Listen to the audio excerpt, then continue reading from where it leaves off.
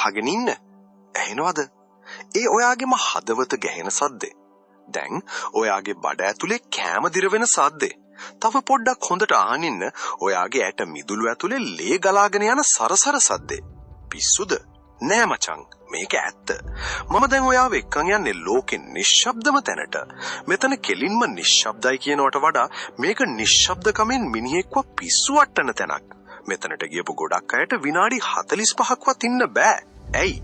මොකද වෙන දෙයට ඔයාගේ මොලේ ලෑස්ති නෑ. මේ තමයි මයික්‍රොසොෆ්ට් එකේ ඇනේකොයික් චේම්බර් එක. ලෝක වාර්තා ගිනස් පොතේ තියෙන සුරින 20.6 ඩෙසිබල්ස් වාර්තාව තියෙන මාර තැන. දැන් ඔයාලා හිතරව ඇති අයියේ නිශ්ශබ්ද කාමරයක්. ඉතින් මොකෝ ඒකේ විශේෂ කියලා. අපි බලමු. සාමාන්‍ය අපි නිදාගන්න කාමරයක් 30 ඩෙසිබල්ස් විතර. ලංකාවේ පාරක් 80 ඩෙසිබල්ස්. ජෙට් එන්ජින් එකක් 120 ඩෙසිබල්ස්. හැබැයි මේ කාමරයේ සුරින 20.6 ඩෙසිබල්ස්.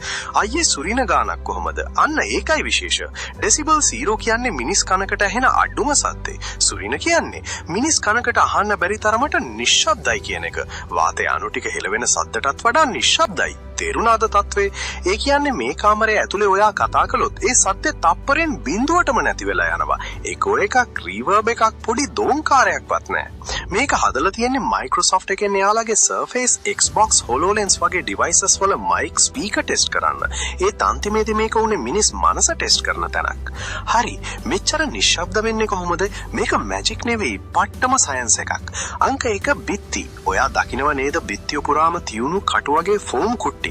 ඒවට කියන්නේ wedges. ඒවා fiber glass වලින් හදලා තියෙන්නේ. ඔයා කතා කරනකොට අත්පොඩියක් ගහනකොට එන ශබ්ද තරංග මේ කටුවල වැදිලා ආපහු පරාවර්තනය වෙන්නේ නැතුව උරා ගන්නවා. 99.99%ක්ම උරා ගන්නවා. ඒ කියන්නේ එකෝ එක මැරෙනවා. අංක 2 කාමරය ඇතුලේ කාමරයක්. මේ ඇනේකොයික් චේම්බර් එක හදලා තියෙන්නේ තව ලොකු කාමරයක් ඇතුලේ. ඒ දෙක මැද්දේ අඩි 1.5ක් විතර හිඩසක් තියෙනවා. ඒ හිඩසෙයි බිත්තියයි ඔක්කොම කොන්ක්‍රීට් සහ වානය වලින්. ඇයි? එළිය ලෝකේ තියෙන පොඩිම සද්දවත් උඩින් යන ප්ලේන් එකක් පාරේ යන වාහනයක් ගොඩනගිල්ලේ AC එක මොකුත්ම ඇතුළට එන්න බැරි වෙන්න. අංක 3 බිම.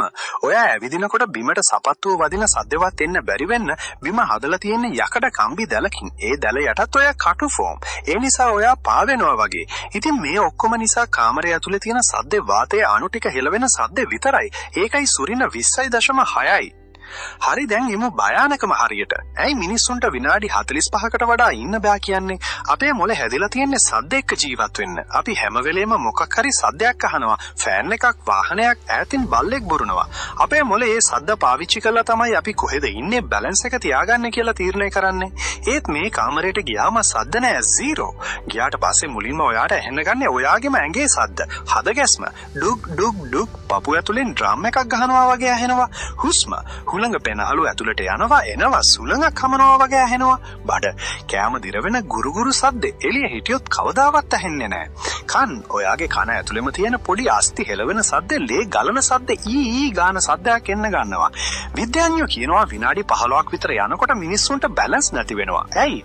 මොළයට සද්ද නැති නිසා දිශාව හොයාගන්න බෑ. ඉන්නවද පාවෙනවද කියලා තේරෙන්නේ නැහැ. ගොඩක් අය වාඩි වෙන්න හදනවා. විනාඩි 30 පැන්නුවොත් හැලුසිනේට් වෙන්න ගන්නවා. මොළේ සද්ද නැති නිසා තනියම සද්ද හදා ගන්නවා. සමහරුන්ට සින්දුව ඇහෙනවා, කවුරු හරි කතා කරනවා වගේ ඇහෙනවා.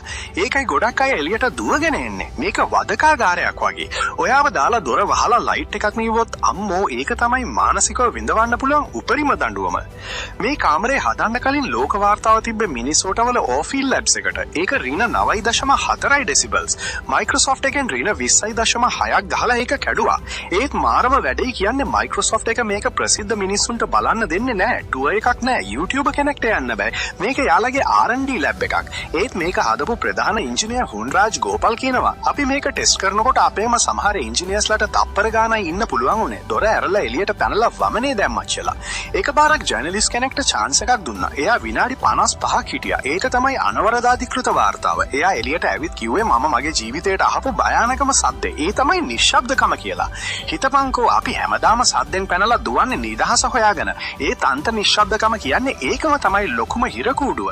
ඉතින් මචංලා අපි කැමති සින්දු අහන්න, ෆිල්ම් බලන්න, යාළුවෝ එක්ක කයිය ගහන්න. ඒත් අපි දන්නේ නැහැ මේ හැම සද්දයක්ම අපේ මොලේ නිරෝගීව තියෙන කොච්චර වැදගත්ද කියලා.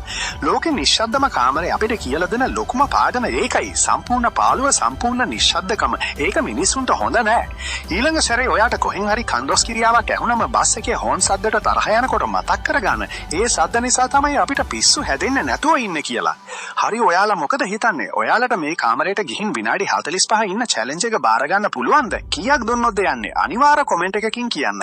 ඒ වගේම ලෝකේ මේ වගේ පිස්සු පුදුම භයානක තැන් ගැන තව දැනගන්න channel එක subscribe කරලා bell icon එක ඔබන්න. අපි ඊළඟ වීඩියෝ එකෙන් හම්බෙමු. එතකම් පරිස්සමෙන් ඉන්න. ජය වේවා.